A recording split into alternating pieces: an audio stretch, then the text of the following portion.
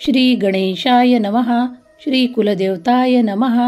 अवधूत चिंतन. श्री गुरुदेव दत्त. श्री स्वामी समर्थ. जय जय स्वामी समर्थ. देव म्हणतात, बाळा, तू जर ती चिंता करत असशील तर मी आज तुला या संदेशाद्वारा त्या चिंतेतून मुक्त करू इच्छितो. जे तुझ्या विरोधात काही कारस्थानं रचत आहेत, तुझ्या विरोधात काही करत आहेत, त्यांना तो त्रास नक्कीच परत पाठवल्या जाईल.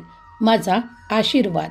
कारण जेव्हा तुम्ही माझ्याकडे वळता आणि ईश्वर चिंतन करता, ईश्वराकडे ते कार्य होण्यासाठी, ती प्रगती होण्यासाठी तुम्ही उत्साहाने, आनंदाने देवाकडे प्रार्थना करता आणि त्याच्याच विरुद्ध बाजूला जर कुणी तुमच्या विरोधात ते कट कारस्थान रचू लागतात आणि तुम्हाला त्या कार्यात अपयशी ठरवण्यासाठी खूप काही प्रयत्न करत असतात, तेव्हा माझा आशीर्वाद तुमच्यासाठी कार्य करायला लागतो. देव म्हणतात, तू नामस्मरण सोडू नकोस, कारण मी सदैव तुझ्या पाठीशी उभा आहे. जेव्हा तुम्ही देवांची प्रार्थना करता, देवाला ते कार्य करण्यासाठी विनंती करता आणि कोणी मध्येच त्या कार्यांमध्ये विघ्न घालू पाहते, त्या क्षणाला माझा आशीर्वाद तुला प्राप्त होऊन तुझे ते कार्य तर पूर्ण होते, पण जे तुमच्या विरोधात आहेत, जे ते काही करत आहेत, ज्यांना त्या नकारात्मक ऊर्जा तुम्हाला प्रदान करायच्या आहेत, त्यांच्याकडे आम्ही आमची दृष्टी ठेवत आहोत आणि त्यांना आता त्या फळाचे प्रायश्चित्त करावे लागेल. तुला त्या नकारात्मक ऊर्जेपासून मुक्त राहण्यासाठी माझा आशीर्वाद पुरेसा आहे. देव म्हणतात, आता या 8 दिवसांमध्ये तुझ्याकडे माझा चमत्कार होणार आहे. देव म्हणतात, तू खूप काही माझी प्रार्थना करत आहेस आणि मी तुझ्यापर्यंत कोणत्या ना कोणत्या मार्गाने आणि कधी या संदेशामार्फत जे काही मार्गदर्शन तुला देत आहे, ते तुझ्या जीवनाच्या अगदी जवळ आहे. देव म्हणतात, जर तुला आता त्या कार्याबद्दल काही चिंता वाटत आहे, तर मी आज तुझी चिंता दूर करतो. जर तुम्हाला कुणी काही बोलण्याने दुखावले असेल, तर मी त्यावर माझी प्रेमाची फुंकर घालतो. देव म्हणतात, माझ्या प्रिय बाळा, मी तुझ्यावर खूप प्रेम करतो आणि तुम्ही देवाच्या आशीर्वादाने आणि खूप काही चमत्काराने परिपूर्ण आहात. तुम्ही भक्तीकडे, देवांकडे वळला आहात. तुम्ही सच्चे भक्त आहात. तुम्ही देवांचे नामस्मरण करून, देवाची आराधना करून, देवाचे चिंतन करून देवाला प्राप्त केले आहे.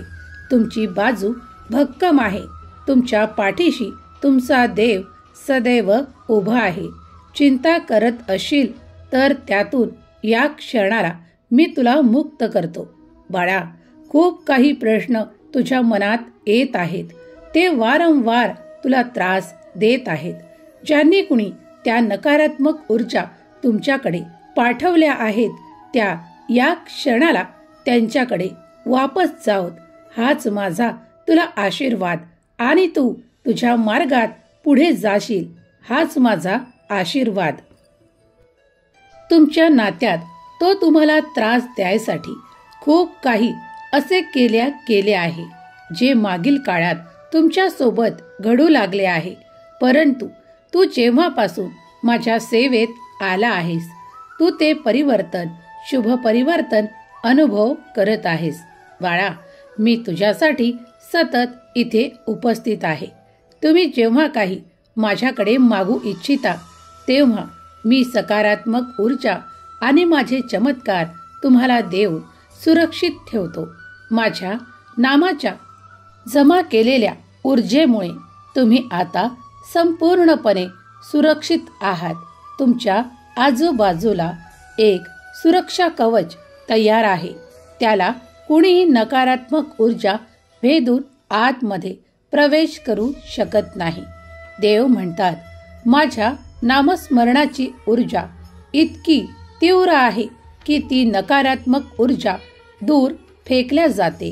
देव म्हणतात, तुझा माझ्यावर संपूर्ण विश्वास आहे ना बाळा?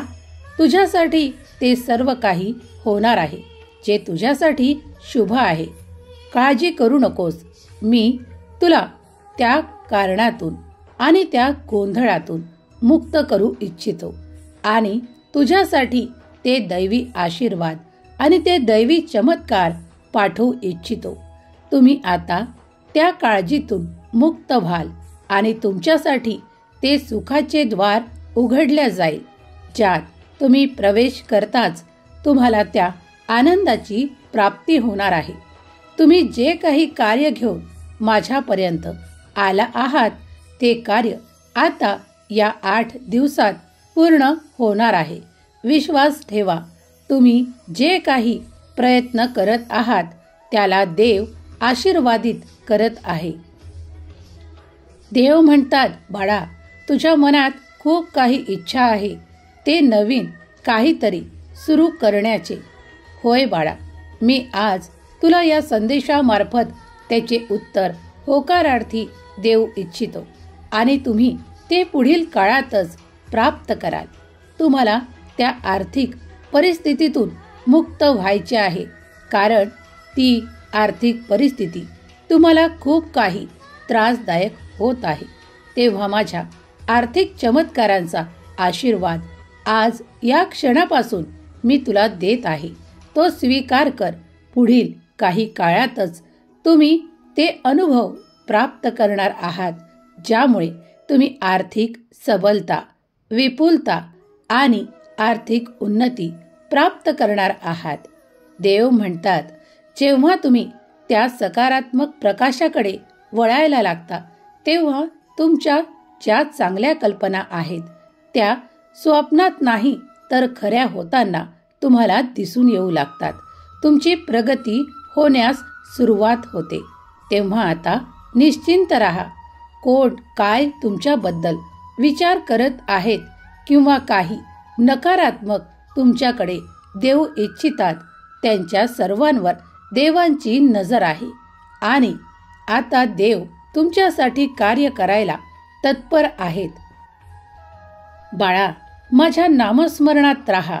जेव्हा तू नामस्मरणाने, चिंतनाने माझ्या जवळ राहशील तेव्हा तुला ती शक्ती प्राप्त होईल आणि तुझे कार्य पूर्ण होण्यास माझी मदत, सहाय्यता तुला प्राप्त होईल. बाळा, तुमच्याकडे आता ते सुख, समाधान आणि ती विपुलता येत आहे. त्याचा आनंदाने स्वीकार करा.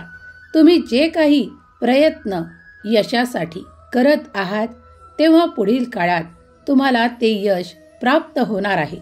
देव तुमच्यासाठी ते द्वार उघडत आहेत, ज्यातून तुम्हाला ती समृद्धी, ते आनंद, ते वैभव प्राप्त होणार आहे. आता निश्चिंत होण्याची वेळ आहे.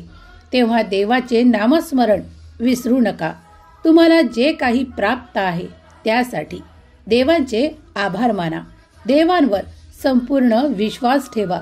देवांच्या अफाट शक्तीवर विश्वास ठेवा. देव अगदी अशक्य गोष्टीही शक्य करून देऊ शकतात. तेव्हा श्री स्वामी समर्थ लिहायला, नामघोष करायला विसरू नका.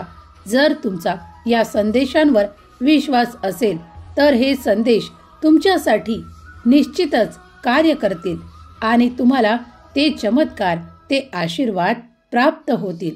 या संदेशांना खोटे मानून किंवा निरर्थक मानून पाहू नका. जर तुम्ही पूर्ण चैतन्याने याकडे पाहाल, पूर्ण विश्वासाने याकडे पाहाल, तर देव तुम्हाला ते चमत्कार काही क्षणात, काही तासात देखील पुरवतील. देव म्हणतात, बाळा, माझ्या आज्ञेच्या विरुद्ध कधीही मी तुला जाऊ देणार नाही. तू माझा प्रिय बाळ आहेस. तुझ्यासाठी जे मला शक्य आहे ते तुला अशक्य वाटत आहे, पण ते माझ्यासाठी अगदी क्षणात देखील शक्य आहे. तेव्हा विश्वास कर. तू तुझ्या देवाच्या आशीर्वादाने परिपूर्ण बाळ आहेस. तू माझा प्रिय आहेस. मी तुला ते हवेसे देत आहे. सुखी राहा बाळा, तुझे कल्याण होईल. आपण सर्व स्वामी भक्त आहोत. स्वामींच्या चरणावर त्रिवार वंदन करून स्वामींना प्रार्थना करा की माझी इच्छा पूर्ण करा. मी जे काही मागत आहे ते सत्याच्या मार्गावर मागत आहे, तेव्हा स्वामी देवा माझी इच्छा पूर्ण करा. माझ्या मुलाबाळांना आनंदित ठेवा. माझ्याकडे ती समृद्धी द्या ज्यामुळे मी ती इतरत्र ज्या ठिकाणी आवश्यक आहे, ज्याचा समाजामध्ये मला काही उपयोग चांगल्या ठिकाणी करता येईल, अशा ठिकाणी मी ते लावेल. देव तुमची इच्छा लवकरच पूर्ण करोत आणि तुमच्यासाठी ते सर्व काही वैभव तुम्हाला देवोत. हीच स्वामी चरणी प्रार्थना. श्री स्वामी समर्थ. जय जय स्वामी समर्थ.